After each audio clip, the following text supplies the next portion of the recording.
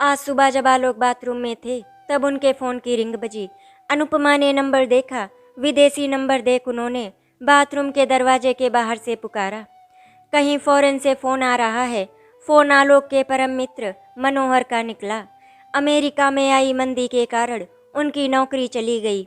मुंबई में एक नौकरी मिली है, इसीलिए वे सब परिवार भारत लौट रहे हैं। यही बतलाने को फ़ोन किया है। हाँ यार, ये भी कोई पूछने की बात है। मेरा घर तुम्हारा घर, जब तक तुम्हारे लिए एक पसंदीदा घर का इंतजाम नहीं हो जाता, यहीं रहना आराम से। आलोक ने कह तो दिया, पर चिंता की लकीरें अनुपमा के माथे पर उभर आईं। यहाँ मुंबई में इतने छोटे घरों में कैसे एडजस्ट करेंगे सब? अनुपमा चिंतित हो उठी। कुछ दिनों की बात है, मैं आज ही प्रॉपर्टी डीलर से उनकी पसंद का घर ढूंढने को कह दूंगा। तब तक हो जाएगा कुछ ना कुछ। मगर उनके देखे बिना घर कैसे फाइनल हो सकता था? इसीलिए मनोहर, उनकी पत्नी कोमल और बेटा राहुल भारत आते ही सबसे पहले आलोक और अनुपमा के घर पहुंचे। अनुपमा अपनी प्लानिंग कर चुकी थी। आलोक और वो ड्राइंग रूम में बेटी रिया के साथ, और उनका इकलौता बेडरूम मेहमानों के लिए। उस समय राहुल और रिया करीब 17-18 वर्ष के थे जब पहली बार उनकी मुलाकात हुई। ये ऐसी मुलाकात नहीं थी जिसका इंतजार दोनों कर रहे हों। रिया अपना कमरा, अपनी अलमारी और अपनी स्टडी टेबल छिन जाने से परेशान थी, तो राहुल टीनेज में अपने दोस्त, अपना स्कूल, अपना शहर, अपना देश छोड़कर यहाँ आने की वजह से दुखी था। वो खुद उस वक्त एक अल्लड़ लड़की थी जो जिंदगी के हर एक पल को अपने अर्थों में जीना चाहती थी। गोल मटोल चेहरा, सांवली सूरत, फैशन की ओर कम ध्यान, लड़कों की तरह छोटे छोटे बाल, बॉयज ड्रेस पहनना और साइकिलिंग उसके शौक हुआ करते थे। फिर भी रिया को उम्मीद थी कि विदेश से आ रहा है तो राहुल आकर्षक नौजवान होगा, लेकिन राहुल साधारण सा लड़का दिख रहा था। लंबा पतला गोरा, बालों को जेल लगाकर एक और चिपकाया हुआ और हल्की उगती दाढ़ी मूछे। राहुल अक्सर सकुचाया रहता, ना खुलकर खाना खाता, ना किसी से कोई बातचीत, बस अपने फ़ोन में कुछ देखता पढ़ता रहता। एक ही घर में रहने की वजह से अनुपमा खाना परोसने के बाद आलोक को और खिलाने के क्रम में उलझ जाया करती। सब भूल जाओ कोमल, अनुपमा उन्हें रिलैक्स करने को कहती। लेकिन एक तो हिंदुस्तानी माँ, उस पर मेजबान, कोमल रुकती भी तो कैसे? रिया इन दिनों स्वयं को काफ़ी उपेक्षित महसूस करती। मम्मी उसकी और नखरे उठा रही उस राहुल के। अगर राहुल उसमें थोड़ी रुचि दिखाता तब भी कुछ बात बनती, लेकिन यहाँ तो वो ऐसे बिहेव करता जैसे उसे किसी से कोई लेना देना ही नहीं। दरअसल राहुल के आने से रिया के जीवन में पहली बार एक लड़के के लिए जरा चेतना जागी। उसने स्वयं को आईने में निहारना शुरू कर दिया। अपने गोल कपोलों पर वो जरा सी झींक उठती। जी करता राहुल की तरह पतली हो जाए। अब उसे लंबे बालों को अदा से झटकने की इच्छा होने लगी। उफ, उसने पहले क्यों नहीं सोचा कि अब वो 17 वर्ष की हो चली है, कोई 10-12 साल की छोटी बच्ची नहीं रही। रिया के अंदर आकर्षण पनपने लगा, एक केमिस्ट्री जो उसे राहुल की ओर खींचते हुए चार्ज कर जाती। आजकल वो अपनी नोटबुक के अंत में कुछ डूडल भी करने लगी, एक अधूरा सा स्केच जिसमें एक लड़का होता, एक लड़की होती। प्यार भरे आकर्षण में विवेक कहाँ होता है?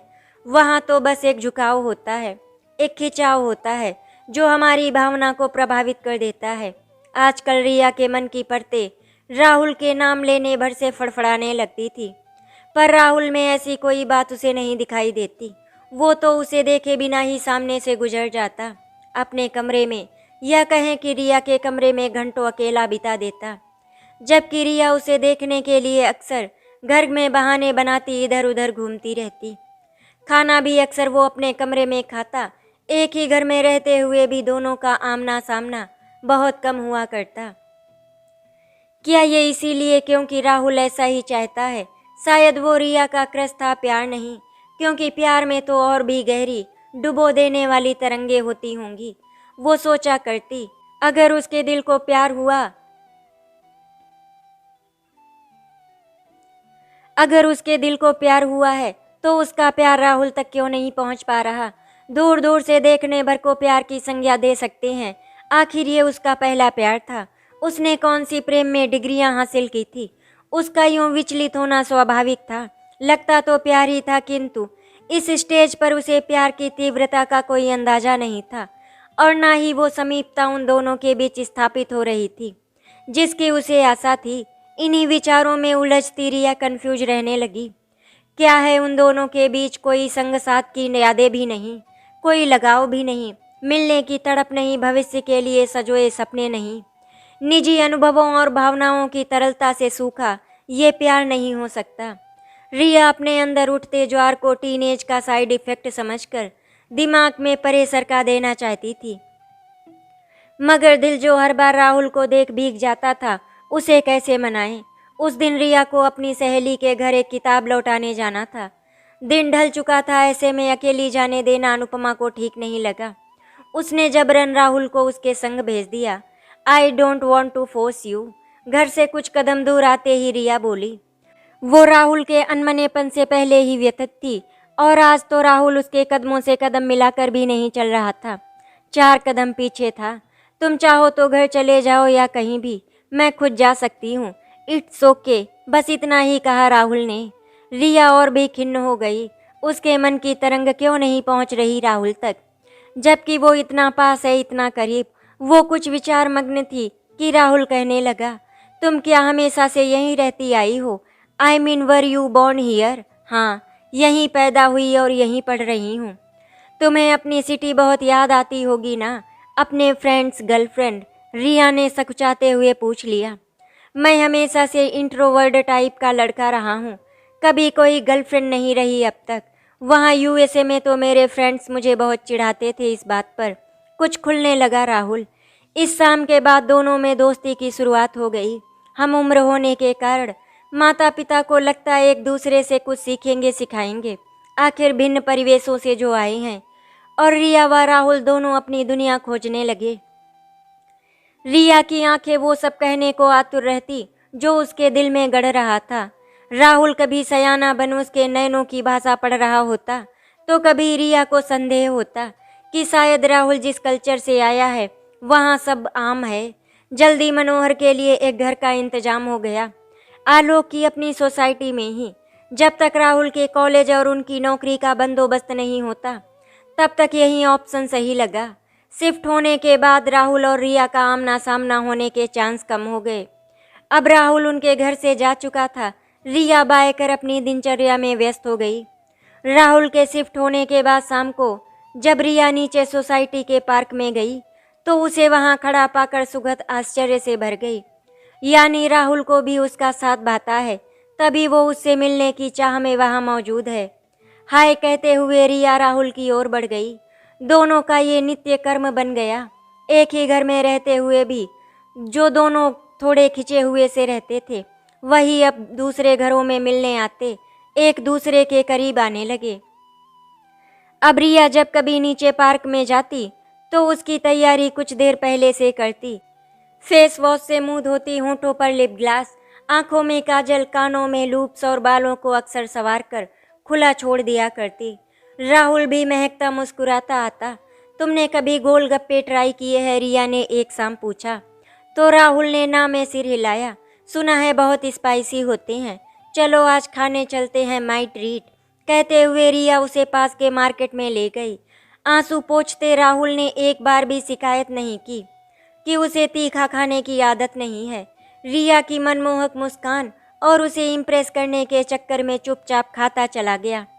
किंतु जब अगले दिन वो पार्क में नहीं आ पाया, तब रिया को पता चला कि तीखा खाने के कारण उसका पेट खराब हो गया। रिया के मन में राहुल के प्रति उभरी चिंता के साथ साथ एक तसल्ली भी हुई। उसे विश्वास होने लगा कि राहुल भी उसे पसंद करता है। तभी तो उसकी खुशी के कारण उसने वो भी कर डाला जो उसके लिए सही नहीं था। कुछ हफ्तों में मनोहर और कोमल की जिंदगी पटरी पर आ गई। मनोहर की नौकरी लग गई और राहुल का एडमिशन हो गया। मनोहर को अपनी पसंदीदा का घर भी मिल गया। नवी मुंबई में उनका नया ऑफिस होगा, इसीलिए घर भी वहीं लेना उचित रहा। मनोहर व कोमल सामान पैक करने आदि में व्यस्त थे कि राहुल आंख बचाकर रिया से मिलने खिसक गया। पार्क की बेंच पर पास पास बैठे राहुल ने धीरे से रिया से कहा, तुमने सोसाइटी के पीछे वाला गार्डन नहीं देखा ना? रिया एक बार उसके साथ बाहर जाना चाहती थी, इसीलिए उसे यही सूझा। आज गार्डन में घूमते हुए दोनों के कदम एक साथ उठने लगे। बिछड़ने का एहसास होने लगा। अभी तो प्रेम कहानी शुरू भी नहीं हुई और अभी से अल्प विराम। फिर दोनों ना जाने कब मिलेंगे। मुंबई की भाग दौड़ भरी जिंदगी में किसके पास दूसरे के घर जाने का टाइम है। राहुल का एडमिशन हो जाएगा, वो अपने नए दोस्तों में खो जाएगा। रिया भी तो इस वर्ष कॉलेज चली जाएगी। अपनी अलग दुनिया खोजने लगेंगे दोनों। शायद ऐसे ख्याल दोनों के जहन में चलने लगे। उनके कदमों से कदम मिलाते हुए तभी हौले से रिया ने राहुल की उंगली अपनी छोटी उंगली में उलझती महसूस की। बिना नजरें मिलाए वे दोनों सरकते रहे। उंगलियां आपस में खुलने लगीं। अब उनके हाथ एक दूसरे को नाजुकता से पकड़ चुके थे। यूं ही चलते हुए दोनों राहुल के घर पहुंच गए। दरवाजे की घंटी बजाने से पहले राहुल उसे अपने पास घुमाते हुए अपने पतले अधरों को रिया के होठों पर मृदुलता से रख दिया। इससे पहले कि चुंबन की तपिश अनुभव होती, एक जानी पहचानी भारी भरकम आवाज ने उन दोनों की तंद्रा चटका दी। रिया, ये आवाज आलोक की थी, जो उसी समय मनोहर के घर कुछ मदद करने आए थे। पिता द्वारा उन्हें ऐसी स्थिति में पकड़े जाने पर दोनों बेहद शर्मिंदा हो गए। आंख मिलाने की हिम्मत नहीं हो पाई। राहुल घर के अंदर तो रिया अपने घर की ओर भाग गई। आलोक भी पीछे पीछे चले। बस ये थी उनकी आखिरी मुलाकात। आलोक के रौबीले सुर ने उन्हें इस कदर चौंका दिया कि जब उनका ट्रक घर से निकला तो रिया ने बाय बोलने के लिए अपने घर की बालकनी में भी नहीं झांका। घर पहुंचकर काफ़ी हंगामा हुआ। जो कुछ आलोक ने देखा उससे वे अपना आपा खो चुके थे। बेहया बेशर्म लड़की, दूसरे के दरवाजे पर खड़े होकर नीच हरकत करते तुझे शर्म नहीं आई? क्या यही संस्कार दिए हैं हमने तुझे? वे गरज रहे थे। कमरे के कोने में खड़ी अनुपमा सुबक रही थी और अपने पल्लू से अपने आंसुओं को पोंछती जा रही थी। मैंने सोचा था कुछ अच्छा सीखेगी उस लड़की से, कुछ ऐसा जो अपने देश की शिक्षा से छूट गया हो। मुझे क्या पता था कि ये सब सीख रही है। काफ़ी देर तक आग बबूला होने के बाद जब आलोक शांत हुए तो रिया को पुनः समझाने लगे, बेटी, दोस्ती और रिश्तेदारी में फ़र्क होता है। मनोहर मेरे दोस्त जरूर है, पर उनसे कोई रिश्ता जोड़ना संभव नहीं। हमारी जात बिरादरी अलग है, हमारे संस्कार अलग हैं। वे मांस मच्छी खाने वाले, जनेऊ न पहनने वाले लोग हैं और हम ठहरे उच्च कुलीन पंडित। और वैसे भी अभी तेरी उम्र ही क्या है? ये सब किशोरावस्था की भटकान है। मैं जानता हूँ कि मेरी बेटी सयानी है, मेरी बात का मान रखेगी। जब तू समझदार हो जाएगी तब खुद ही हंसेगी अपनी इस बेवकूफ़ी पर और मुझे धन्यवाद देगी तेरा जीवन बर्बाद होने से बचाने के लिए। आलोक बोलते रहे, रिया सुनती रही। उस उम्र में इसके अलावा कुछ और होना संभव भी कहाँ था। बेवकूफ़ी, जिंदगी की बर्बादी जैसे भाव उसकी आत्मा को घायल कर रहे थे, किंतु वो चुप थी। कैसे कहती कि वो अपने जन्मदाता से, कि वो किशोरावस्था की खुमारी नहीं, उसका प्यार है। हाँ, उसका अंतर्मन जरूर पुकार रहा था, चीख कर कह रहा था कि जिस झूठी शान, इज्जत और मर्यादा के खातिर हम बच्चों को गमों के सागर में झोंका जा रहा है, उस दर्द को हमारे अपने भी महसूस करें। बच्चे अपनों की इज्जत और मर्यादा का ख्याल रखते हुए अपना रिश्ता निभाते हैं। चुप रह जाते हैं तो बड़ों को भी हमारी भावनाओं की कद्र करते हुए समाज के सम्मुख आना चाहिए। दोनों फिर कभी मिल नहीं सके। कई महीने और फिर साल बीत गए। एक आकर्षण जो पनप नहीं सका, एक टीस जो दिल में रह रह कर टूटती। रोमांस की लहरों के ज्वार भाटे दिल की गहराइयों में उठते गिरते रहे। राहुल और रिया दोनों एक दूसरे को याद किया करते। पहले प्यार की खुमारी अलग ही होती है। यदि ये केवल आकर्षण होता तो इतने समय बाद धुंधला पड़ गया होता। रिया अक्सर राहुल की याद, उसकी छुअन, पहले चुंबन का मासूम एहसास। काश वे दोनों थोड़ा और सावधान होते उस शाम। अब वो केवल यही सोच पाती। कॉलेज के दिनों में उसे जो भी लड़के मिले, सब में उसने राहुल की छवि ढूंढने का प्रयास किया, लेकिन कोई नहीं मिल पाया। रिया 24 वर्ष की हो चुकी थी। अपनी पढ़ाई पूरी कर उसे एक बहुराष्ट्रीय कंपनी में अच्छी नौकरी मिल गई। आलोक व अनुपमा बहुत प्रसन्न थे। कुछ दिन नौकरी कर ले, फिर रिया के लिए एक अच्छा सा रिश्ता देखकर इसके हाथ पीले कर देंगे। वैसे तो रिया अपने जीवन में सरपट दौड़ रही थी, किंतु आज भी दिल के किसी कोने में राहुल की याद पड़ रही थी। तभी तो शादी की बात सुनते ही पुराने घाव की तरह उभर आई। ये क्या बात लेकर बैठ गए आप दोनों? अभी तो मुझे शहर बदलना है, नौकरी ज्वाइन करने के लिए दिल्ली को रवाना होना है। रिया ने बात ढक दी। रेलवे स्टेशन पर आलोक और अनुपमा ने हिदायतों की पोटली उसके सामान के साथ बांधी और उसे दिल्ली भेज दिया। कंपनी रहने की व्यवस्था भी करने वाली थी, इसीलिए माँ बाप को टेंशन नहीं थी। स्टेशन पर कंपनी की ओर से कोई लेने आ गया और उसे गेस्ट हाउस पहुंचा गया। वो रिया की पहली दिल्ली यात्रा थी, इसीलिए थोड़ा उत्साहित होना लाजमी था। शाम को वो पास के मार्केट घूमने निकल गई। वहाँ विंडो शॉपिंग करते हुए उसे ऐसा आभास हुआ कि उसका दिल अचानक जोर से धड़का, जैसे हवा की सनसनाहट कुछ कहना चाह रही हो उससे। मन में एकाएक एक नाम उभरा, राहुल। राहुल, उसकी याद आज यहाँ कैसे आ गई? क्या वो यहीं कहीं है, उसके आसपास, करीब और बेहद करीब? दिल में उठी लहरों को काबू करने की विफल कोशिश करते हुए रिया इधर उधर ताकने लगी। तभी उसके कंधे पर एक थपकी हुई। पीछे मुड़ी तो सामने राहुल खड़ा था। ओ माय गॉड, तुम! रिया को अपनी नजरों पर विश्वास नहीं हुआ। मुंबई में जुड़े तार यहाँ दिल्ली में एक बार फिर टकरा सकते हैं, ऐसा तो उसने कभी सोचा भी नहीं था। मैंने कब सोचा था कि तुम मुझे यहाँ मिल जाओगी? राहुल भी खुशी से दीवाना दिखाई पड़ा। रिया एक आकर्षक युवती के रूप में निखर आई थी। पतली छरहरी काया, कमर तक लहराते केस और रंगई चंपत। गोल मटोल गालों की जगह अब उभरे हुए चिक बोन्स ने ले ली थी। उसका फैशन सेंस भी आज के समय से मेल खा रहा था। राहुल उसे देखकर सुखद आश्चर्य से भर उठा और रिया राहुल की मोहकता की दीवानी हो गई।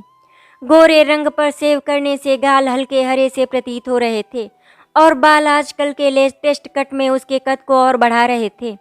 दोनों पास के रेस्तरां में प्रवेश कर गए। काफ़ी कुछ था एक दूसरे के साथ बांटने के लिए। इतने बरसों की बातें, जो कुछ जीवन में घटा, वो सब दोनों बताना चाहते थे। वहां बैठते ही बिना कुछ सोचे राहुल ने रिया का हाथ थाम लिया। रिया ने भी कोई प्रतिरोध नहीं किया। कुर्सी पर बैठते हुए जैसे दोनों उड़ रहे थे, संग नाच रहे थे। इतने लंबे अरसे बाद मिलने पर उनकी प्रसन्नता का ठिकाना नहीं था। अब भी हॉट चॉकलेट पसंद है तुम्हें? रिया ने पूछा तो राहुल आह्लादित हो उठा। Not bad. इतने सालों बाद भी तुम्हें मेरी पसंद याद है? मुझे तो वो वाकया भी याद है जब स्कूल से लौटते समय तुमने मेरी स्कर्ट पर लगा स्टेन देख लिया था और झट मेरे पीछे पीछे सटकर चलने लगे थे। इनफैक्ट तब मुझे पता चला था कि स्कूल में बच्चे मुझे देखकर हंस क्यों रहे थे। वे भी दिन क्या दिन थे, अल्हड़ नादान बेफिक्रे। कितना रोई थी मैं असलियत जानकर। तब भी तुमने ही मुझे समझाया था। तुम्हारी बातों ने मेरे मन का बोझ एकदम हल्का कर दिया था राहुल। तुम्हारे अमेरिकन नज़रिए और हमारे यहाँ की सोच में भारी अंतर महसूस हुआ था मुझे। रिया पुराने गलियारों में विचरने लगी। सच, राहुल के आने से उसकी अपनी सोच में काफ़ी परिवर्तन आया था। हम सब की अपनी एक स्टोरी होती है रिया, जिसमें हर कदम पर लोग जुड़ते जाते हैं। मुझे खुशी है कि मैं तुम्हारी स्टोरी का अदना सा हिस्सा बन पाया, राहुल बोला। अदना सा नहीं, अस्पष्ट शब्दों में रिया ने कहा, पर फिर तुरंत बात बदलती। जानते हो राहुल, हम सबको किसी के प्यार की, किसी के भावनात्मक सहारे की ज़रूरत होती है।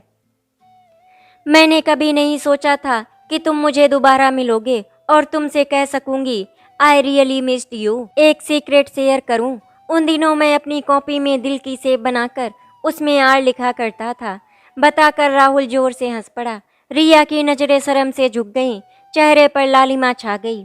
बात पलटते हुए वो बोली, तुम इतनी अच्छी पेंटिंग किया करते थे, अब भी करते हो? हाँ, पेंटिंग तो मेरा पैशन है, उससे मुझे शांति मिलती है।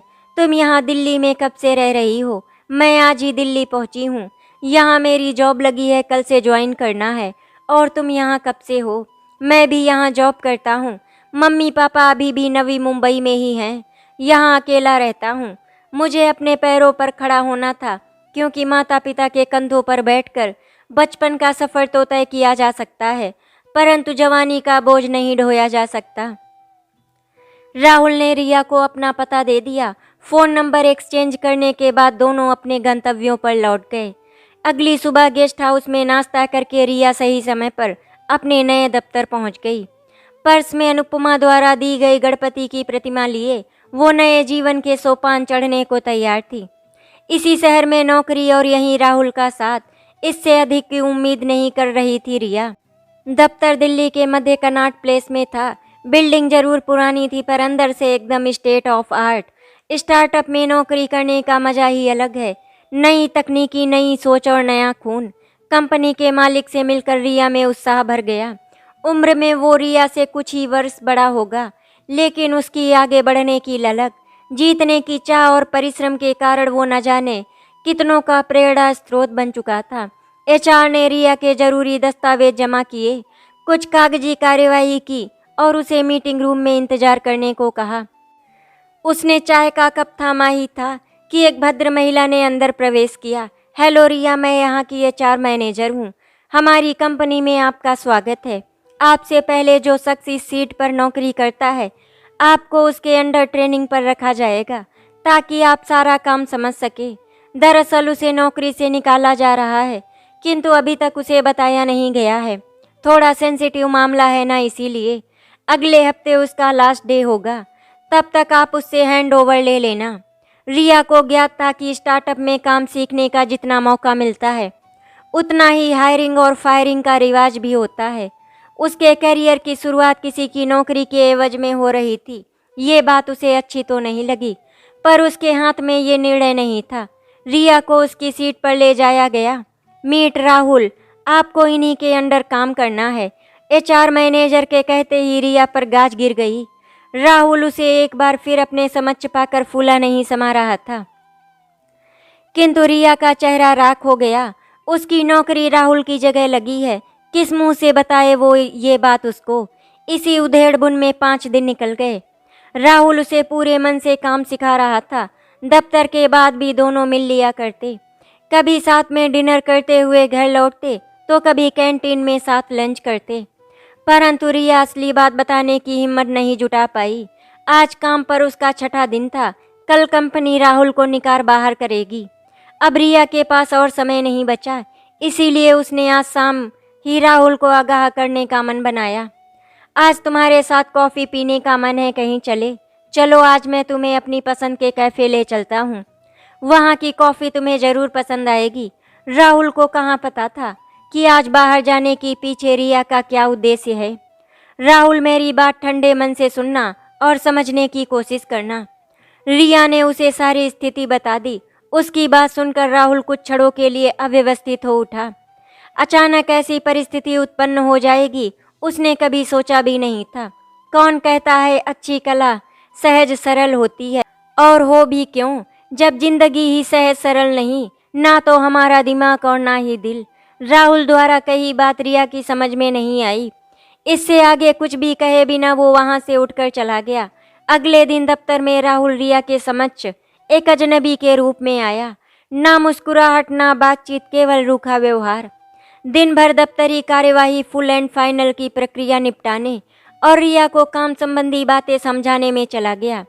राहुल का ये शुष्क रवैया रिया के मन को छलनी किए जा रहा था, पर वो करती भी तो क्या। दोष ना उसका था ना राहुल का।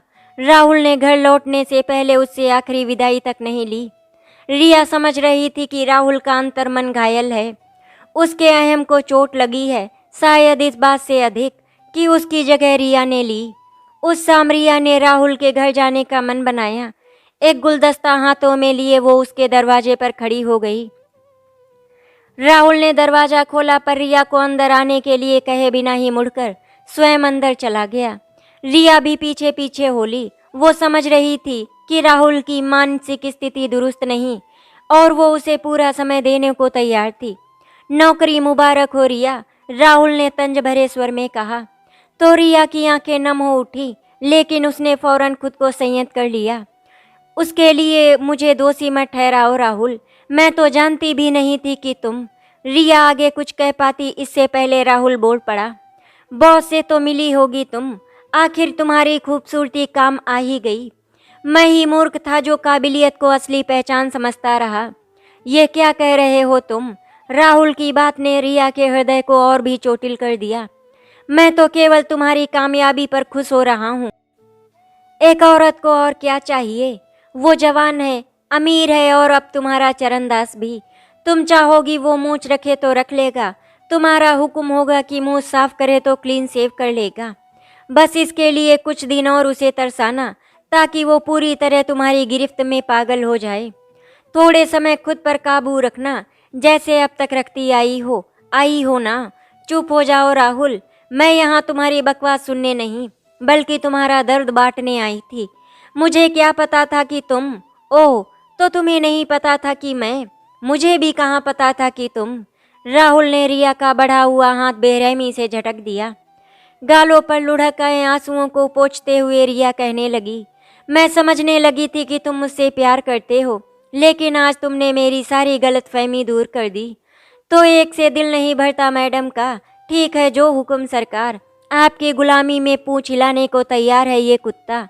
राहुल ने जैसे ही ये कहा, रिया अपनी हथेलियों से अपना मुंह ढांपे उसके घर से बाहर दौड़ गई। अगले कुछ दिन रिया का मन किसी काम में नहीं लगा। उस दिन की बात बार बार उसके मन को व्यथित करती रही। उसका दिल एक बार फिर टूटा, वो भी उसी इंसान के लिए। प्यार एक नाजुक भावना है, उसको देखभाल चाहिए। यदि उसे पनपाना है तो संजोना भी पड़ेगा। अपनी अलग डगर पर चलने से शायद दिल के किसी कोने में प्यार जिंदा तो रह सकता है, पर हासिल नहीं हो सकता। रिया के लिए अनुपमा और आलोक ने एक रिश्ता देखा और उसे फोटो भेजकर सूचित कर दिया।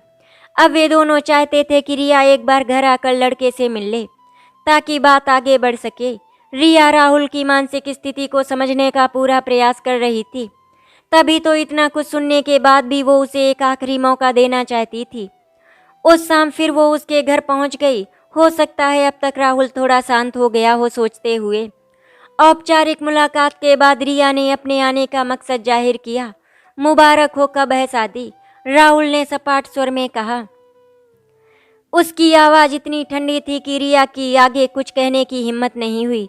उसका दिल करने लगा कि वो राहुल से लड़ पड़े, उसके ऐसे जली कटी सुनाने पर उससे रूठ जाए।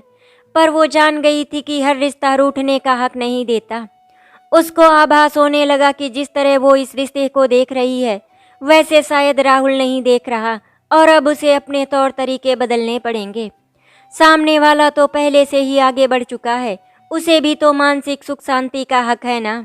रिया ने शादी के लिए हामी भर दी। कुणाल एक सभ्य लड़का था, शांत सुशील। उससे शादी करके रिया के जीवन में नई छटा बिखर गई। शादी के पश्चात रिया एक बार फिर मुंबई लौट गई। अब उसके जीवन में सब कुछ भला था। एक पति, एक बेटी, छोटा सा प्यारा घर और जीवन जीने के लिए पर्याप्त साधन। गृहस्थी की रेत के कड़ दिल पर जमते रहे। रिया ने कुणाल को पूरी ईमानदारी से अपना तो लिया, किंतु मन की तहों में दबा राहुल के प्रति प्रेम नहीं भुला सकी। वो प्यार केवल छुप गया, मिटा नहीं। ना रिया ने कुणाल से कभी इसका कोई जिक्र किया और ना ही अपने मन को राहुल की याद करने से रोका। तभी तो कई सालों बाद जब रिया अपनी बेटी को हनीमून के लिए विदा करने एयरपोर्ट आई, तो अपने कंधे पर चिरपरिचित थपथपाहट से उसे चौंका दिया। बालों में चांदी और पतले चेहरे पर खिंचाई लकीरों के बावजूद राहुल ने उसके दिल के तारों को एक बार फिर उसी तरह झंकार दिया जैसे बचपन और जवानी में। राहुल तुम, रिया प्रसन्नता से उछल पड़ी। अब तक जो अधर एक स्मित रेखा में कैद थे, अचानक उनमें दांत समा नहीं पा रहे थे। राहुल से मिलने पर रिया की आकुलता देख कुणाल भी हतप्रभ रह गया। जिस रिया को वो जानता था वो तो एकदम धीर गंभीर, जिम्मेदार और शालीन स्त्री थी, और आज जो उसके सामने थी वो एक व्यग्र उतावली सोड सी समान लग रही थी। चोटी में बंधे उसके खिचड़ी बाल और हल्की नारंगी साड़ी में कुछ देर पहले वो उसकी गरिमा और भी ओजस हो रही थी, लेकिन अब एकाएक उसकी आकृति उसके आचरण से मेल खाने में चूकने लगी। इनसे मिलो, ये है कुणाल मेरे पति, और ये है राहुल मेरा बहुत अच्छा दोस्त। रिया ने कुणाल की आंखों में जो प्रश्न चिन्ह पढ़ा, उसका उत्तर उसने दोनों का परिचय करवा कर दे दिया। हम आज न जाने कितने वर्षों बाद मिले हैं। बेटी और दामाद अपनी फ्लाइट के लिए जा चुके थे। कुणाल रिया व राहुल को उनकी अनेकानेक बातों के साथ छोड़कर घर के लिए रवाना हो गए। मैं बहुत थक गया हूँ, तुम्हें अब तो काफ़ी सारी बातें करनी होगी, तो तुम ड्राइवर के साथ आ जाना, मैं कैब लेकर घर चलता हूँ। फिर मिलेंगे राहुल साहब। रिया और राहुल ने एक ईटिंग पॉइंट खोजा और वहीं विराजमान हो गए। इतने सालों कहाँ रहे, कैसी जिंदगी बिताई। जीवन के खट्टे मीठे अनुभव साझा करते दोनों ने करीब 2 घंटे बिताए। राहुल ने बताया कि अब वो एक फुल टाइम चित्रकार बन गया है। मुंबई में अपनी पेंटिंग की नुमाइश करने आया है। घर परिवार में कौन कौन है? मैंने शादी नहीं की और मॉम डैड को गुजरे एक अरसा बीत गया। पर क्यों राहुल? उसकी बात सुनकर रिया फीकी पड़ गई। मैं अब भी तुम्हें मिस करता हूँ रिया। तुमसे अधिक मुझे इस जिंदगी में कुछ नहीं चाहिए। तुम नहीं मिली तो तुम्हारी यादें, तुम्हारा ख्याल ही सही। मंद सुर में राहुल ने कहा, मैं तो आई थी तुम्हारे पास, मैं भी तो तुम्हें खोना नहीं चाहती थी, पर तुमने। रिया के स्वर में नैराश्य घुल गया। पुराने घाव एक बार फिर रिसने लगे, लेकिन उसने स्वयं को संभाल लिया। खैर छोड़ो, जो बीत गई सो बात गई। तुम्हारे लिए ये कहना आसान है क्योंकि तुम आगे बढ़ गई। मुझसे पूछो जो वहीं उसी गली के मोड़ पर खड़ा तुम्हारी राह देख रहा है। राहुल इतने अंतराल बाद रिया को सामने पाकर अपने को वश में रख पाने में विफल होने लगा। क्या हम एक नहीं हो सकते रिया? क्या तुम मुझे एक मौका और नहीं दे सकती? उस समय जो कर बैठा उसका हर्जाना मेरे सारी उम्र भरा। क्या तुम मुझे माफ़ नहीं कर सकती? राहुल गिड़गिड़ाने लगा। ऐसी बातें मत करो राहुल, अब इनका कोई औचित्य नहीं है। कुणाल मेरे पति हैं, मैं उन्हें धोखा नहीं दे सकती। वे मेरा प्यार ना सही पर मैं उनका प्यार हूँ। उन्होंने पूरी निष्ठा से मेरा साथ निभाया है और मेरी ईमानदारी में भी कोई कमी नहीं रही। हाँ, तुम मेरे दिल में हमेशा रहोगे, पर इस प्यार को अधूरा ही रहना होगा। अब हम दोनों के दिलों में धड़कते हुए। रिया ने सजल नेत्रों से कहा, अब मुझे चलना होगा। पिछली बार भी मैं तुमसे पूछ कर गई थी, इस बार भी तुम मुझे जाने दो। कुछ क्षण दोनों मौन बैठे रहे। अपनी आंखों में झांकती रिया को देख राहुल मुस्कुराया। कभी कभी प्यार और साथ में अंतर रह जाता है। शायद हम दोनों की किस्मत को यही मंजूर है। जाओ और अपनी गृहस्थी संभालो कहकर राहुल ने हौले से रिया का हाथ सहलाया। वो प्यार कैसा जो मुंह में कसैलापन छोड़ जाए। एक रिश्ते को पाने के लिए औरों के दिल चकनाचूर हो जाएं। ऐसे प्यार से बेहतर है वो प्रेम जो आत्मा को महका दे। आशा करती हूँ आपको हमारी कहानी अच्छी लगी होगी। अगर आपको हमारी कहानी अच्छी लगी तो वीडियो को लाइक एंड शेयर करें, चैनल को सब्सक्राइब करें। वीडियो देखने के लिए आपका धन्यवाद।